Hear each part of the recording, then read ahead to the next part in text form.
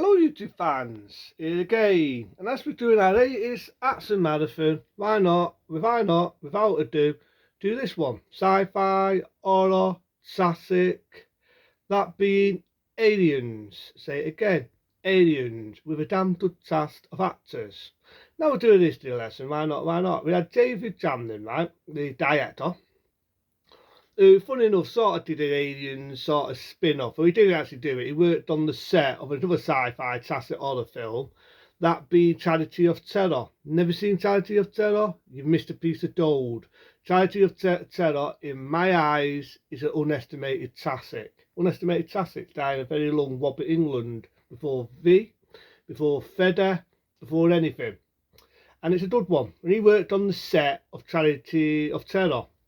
Then he made his big break in 1984 with a classic film, we all know it, The Exterminator. And this was going to be a big one for him, because how can you run the robes of Ridley Scott? We all know Ridley Scott, well-known director, did Blade Runner and did the classic monster, classic sci-fi horror movie of all time, that being Alien. Like I say, you had ones that were sort of spin-offs. You had Charity of Terror, you had Forbidden World. The list goes on. You even had one that was supposed to be a sequel to Alien, which turned out to be a fake. But you've had loads of these rip-offs, sequels of Alien. And David Tamlin decided, let's make the proper sequel to Alien. Make it his own and call it Aliens. And instead of going horror, it does have horror in it, make it more sci-fi, make it more action. And he did. He did. There were ideas at first, make it a different class of people, make it sort of like Alien. It's in a spaceship, you've got an alien attacking people, but with different tasks. And he decided, no, he didn't want to do that. He wanted to make it his own, but he did want to bring back one of the original characters, that being Ripley. You know what I mean? Ripley. He wanted to bring her back, played by Sigourney Weaver. He wanted to bring her character back. So that was great news. You got her back. You had a great cast of actors. You had Sean Bean. You had them all who played these great things. You had another robot. We all know the actor. And you know what I mean? You had Bill Paxton. It's game over, man. It's game over. Hey, look at this badasses. And I love it. I love it. So it starts off, you've got great music, really bit of horror music. Then you see the spaceship, what was used in the original. You got the space too, the fine Ripley. What's in the original. I also remember the scene though, when I first saw it and that thing comes out of the belly and I think, what the? And then you find out at all it was a nightmare. Now, I watched the theatrical one, right, for some years when it was on TV, when they aired it, until they censored the bad language out and everything like they do back then. And when I saw the special edition or the director's cut, I actually like that one more because you got to see Newt's fam there.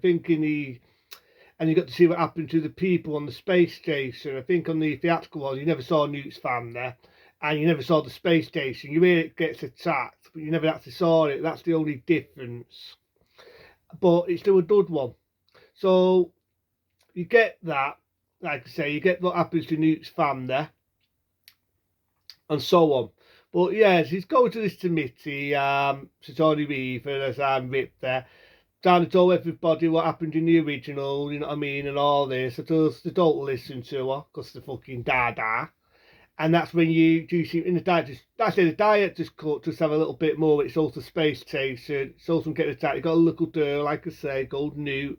You see the brother, you see the family, you get the idea. You got one of the face huggers on the dad. You get the idea what's going to happen. You get one guy, it's a business sort of guy, really snoopy, data to Vincent. When you think about it, one thing I love about Aliens is it's a film, right, where it's about a woman coming her fair. She's coming her fair. In reality, would that really happen after all what happened in the original? But she comes a fucking fair. And I say it's a slow burn, got a lot of good physicals, it's in space, you get it, it's in the food, so you got the robot like in the original one, but you've got the idea he's a good robot, it's not like the one in the original, and so on. It's a very, very slow burn, but when it gets started, it gets started. And I've forgotten, right, even on the director's cut, or the theatrical, whichever version you like, no matter what version it is, I've forgotten how much of a long film Aliens is. It's such a long film, but it just doesn't feel like it's dragging. The first half, yeah, it drags. And you got the idea Ripley had a daughter, and because she was in that coma and it iced her out, her daughter died. And that's what I love about Aliens, because when she gets another daughter at the end called Newt, and what pisses me off was Alien 3 made all that pointless. But I'm not going to talk about that one because that's a piece of shit. The less I talk about that, the happier I'll be. So Aliens, on the other hand, is not rubbish. It's a damn good action film. You've got army shooting aliens. You've got my favourite character by Bill Paxton. Hey, Ripley, look at us badasses. Don't worry, us badasses are going to protect you. And I love to see when the aliens is killing all the army and he's going on, it's game over, man. It's game over. I just love that scene. I love it. And I mean, I love that idea they bring back Sean Bean. You know what I mean? You started 2 years before, in, if you all know, The Exterminator. I love that scene. I love the idea of the big queen alien. It was like the mother of all the aliens. It was a big dock-off one. That's one of the reasons why I was never a lover of Alien versus Predator, because it was all CGI queen chasing the fucking woman about. This, on the other hand, was all done practical. It took up ages to do. And one thing I do love about the special edition of Aliens is they actually use a big dock-off moggle, get it right, Ben, moggle, a big dock-off moggle of the actual thing. That's just only how they did it, and it is how they could say now, oh, CGI can do this and CGI can improve it. I'm sorry, this is a movie in my eyes, that can prove that practical is damn dud, and it still is dud. It still holds up today. The bits where you think Newt's got it, but I have to say you don't see any harm done to kids. And yeah, it does have horror in it. A bit where this woman's steaming and she wants to get killed because she knows she's got one of the baby things in her test purse, and it blouses out of her stomach. It's like, no wonder she wanted to get killed. I love the big truck in it where Ripley's just firing the toss and you got that epic music.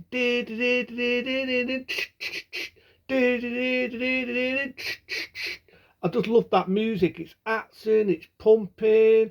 I love the bit where she goes over, you think Newt's going to be a goner, and she comes in with that big machine and she says, leave her alone, you bits. And it's a bit similar to the original. She blows a big dock of alien out the chute. You got the robot with white blood all over him. You got the idea she saves him. They go in the spaceship, fires off, happy ending into the third one. Complete and utter fucks it up and makes it complete and also pointless. It makes it pointless. But you know what I mean? We all know the third one. Why I hate the third one. But amount of people hate Aliens 3. Some people say, oh, it's better than this. It makes me laugh. I think, ow. This had action in it, non-stop. Yeah, I thought into the action films. I would say it's sci-fi and horror, but it does have action in it. Once it starts, it starts. And that's why I love, even today, I love Aliens. I mean, about it, 86 was a dud there. And this was a dud film. It was a dud film. You know what I mean? My favourite actor, I'm going to forget who played the robot, played in House 3. And I think 1 year after this, played with Bill Paxton again in another damn dud film, that being Dusk Till Dawn. Then he did Unestimated Vampire film, I may add. You know what I mean? You got the woman in it who says, you're always a fuck up. And then the self-sacrifice, which you all know also played in Dusk Till Dawn. And she also played again in another David Tamlin film, that being Exterminator 2, in one scene in it.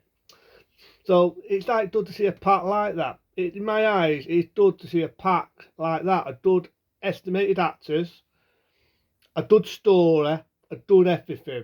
That's why I love Aliens. To me, Aliens is good. Alien, good sci-fi horror movie. Aliens, fuck it, a good action film. Alien 3, piece of shit. Alien Resurrection, another piece of shit. But Aliens, no faults with it. And I do remember they were bought out, they did actually bring out a comic book not long after the film come out. I love Aliens, so the hell with it.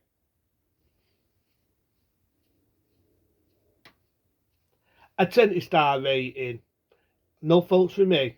But into them, probably be a few weeks now because you know I'm breaking up and I'm on a few days off. So you won't see me for a bit, don't take it personal. But when I be back, I'll have to talk a bit more about politics, talk a bit more about action films and talk about things on the way. But until then, be smart, be safe. See you later.